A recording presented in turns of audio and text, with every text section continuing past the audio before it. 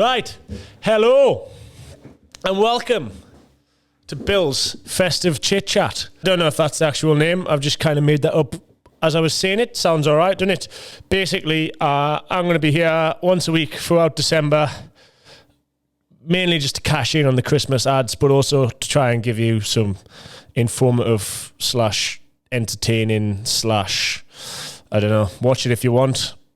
Hopefully you do. So if you've been around on this channel for a while, you'll remember that I did Bill's race reviews throughout December last year, where I basically sat down, sometimes with Tommy, sometimes with Ed, some by myself, and watched my GoPro onboard camera from most of the races throughout the year. Obviously, I'm guessing most of you know this year hasn't gone very well. I've had a bad wrist for most of it.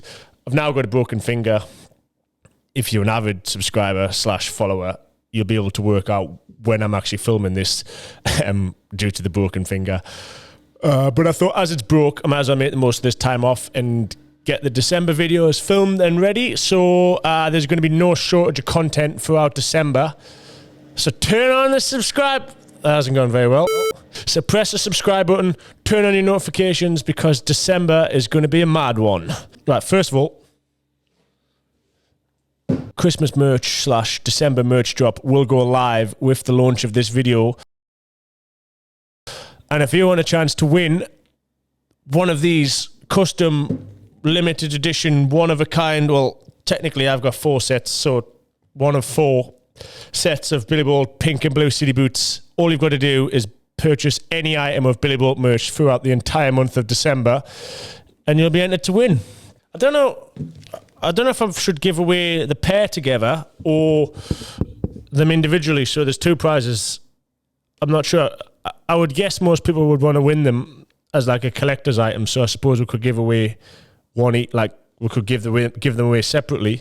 Let us know in the comments whether I should give them away either together or separately, and whatever has the majority answer will do. I would imagine it's going to be separately, so there's 2 chances of winning. However, there might be a lot of subscribers with size 11 feet that want them to wear. So let us know in the comments, and we'll know by the end of December whether one lucky person's winning both of them, or 2 lucky people are winning one each. Either way, you're very lucky, because they are amazing. I don't think there's any more points to add. Well, I'm trying to think what points will I actually want to say for the first week of December. And other than the fact that merch has just gone live, I can't think of anything else. So let's just crack on with the video. So what I thought I'd do is, if my maths has gone correctly and everything's lined up, this will be coming out first week of December. And the 10th of December is the first round of this year's Super Enduro World Championship. So I thought I'd do a little championship preview. Right, here we go. Also, if you've got absolutely no idea what Super Enduro even is, and you're just here by sheer coincidence, thanks for sticking around this long. And Super Enduro basically is like an indoor form of off-road motorcycle racing. Kind of like Supercross, if you know what that is. If like Supercross and a building site had a baby, that pretty much produces a Super Enduro track. And then 14 of us go race around it together, smash into each other, ride over it. So it's basically like a dirt-built track in an arena or stadium, with the addition of like extra obstacles, such as rocks, logs, tires, pipes, and whatever else the race organisers can find in their mates' gardens, I'm imagining. Let's not waffle on anymore, and let's just crack on with this year's, the 2023 Super Enduro FIM World Championship.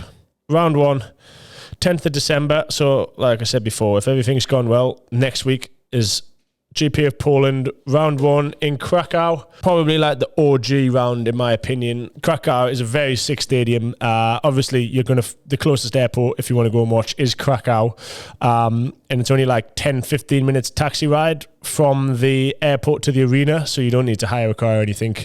It was my first ever Super Enduro. Oh yeah, I forgot about that. Krakow was my first ever Super Enduro back in December 2017, where I got on the podium that night. I think it was 3rd. I went 4-1-4. I had an absolutely heroic ride in the second race. Young Bill, before he had a moustache, when he was quite unfit. I remember just about dying at the end of that night, but I was so stoked to get on the podium. My first ever Super Enduro. And yeah, sick track, sick arena. There's not much bad, I have to say, about round 1. I know it's only going to be next week, but if you do want to go, that is one of the ones I would recommend to go and watch. Round 2 is also a pretty standard stop for the first weekend of January, and that's Riesa in Germany, which is again another round that's been on the calendar for a lot of years. It's quite a small arena. Well, to be honest, in comparison to Krakow, it's not really an arena. I don't really know what your class as. It's small anyway. Definitely a lot less seats, but because it's such a small building, and German fans go absolutely mental no matter when you go there. Because it's such a small setup, it makes the atmosphere really, really good. That ended up being the last round because it got delayed last year, and it was where the round that I got presented my Red Bull helmet and obviously wrapped the championship up. So it's always going to be a pretty special place to me. The track is always very, very good there. That's probably one of the best tracks of the year. Despite being quite a small floor space, they always do a good job. There's usually like an over-under, which obviously adds a bit more length to the track. If you want to go and watch, definitely recommend it. It's a bit more of a mission to get to. You can either fly to, I think, Dresden, Leipzig, or Berlin. They're the 3 airports you can fly to. None of them are particularly close. You've got like a couple-hour drive from them all, but not to put you off too much because it is worth going. 4th February, we're going to Budapest for GP of Hungary, round 3, becoming a bit of a regular stop.